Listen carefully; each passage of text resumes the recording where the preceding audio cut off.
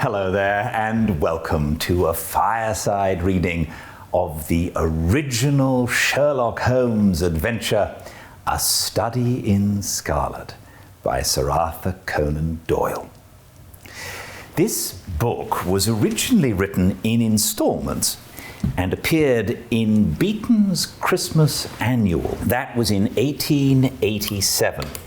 Since then, there have been numerous books, movies and television shows and plays and radio plays, and now his very first fireside reading. Sherlock Holmes has become one of the most famous characters in history. So famous, in fact, that it sometimes seems that he might have been real rather than fictional. And I think the reason for this is the way these books were so wonderfully written as reminiscences of the lovely Dr. Watson. And it is in this book, A Study in Scarlet, that Watson introduces the world to Mr. Sherlock Holmes.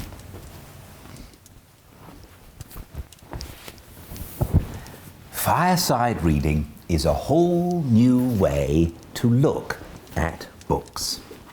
When I was very young, my father sat me in front of the fire and he read this book to me. And ever afterwards, Holmes and Watson were huge favorites of ours.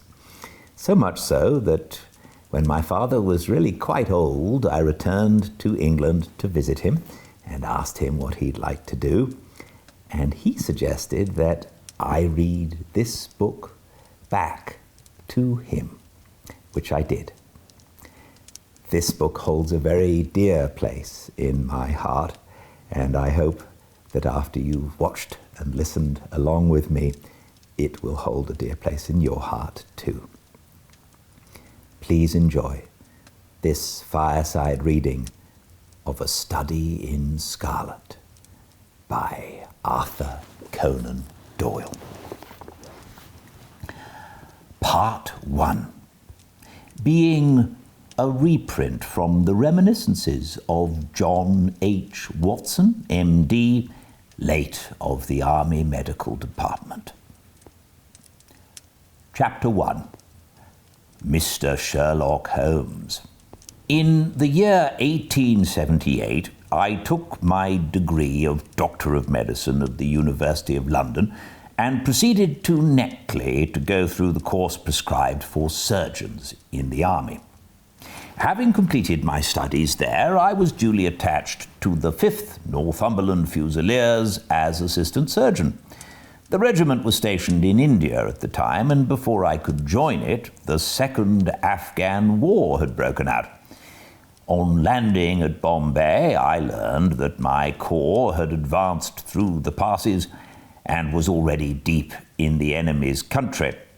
I followed, however, with many other officers who were in the same situation as myself, and succeeded in reaching Kandahar in safety, where I found my regiment and at once entered upon my new duties.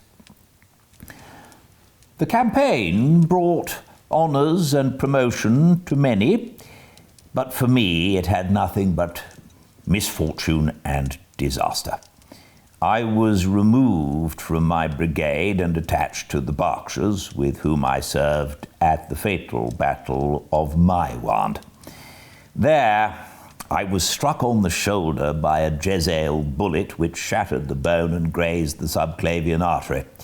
I should have fallen into the hands of the murderous Ghazis had it not been for the devotion and courage shown by Murray, my orderly, who threw me across a pack horse and succeeded in bringing me safely to the British lines.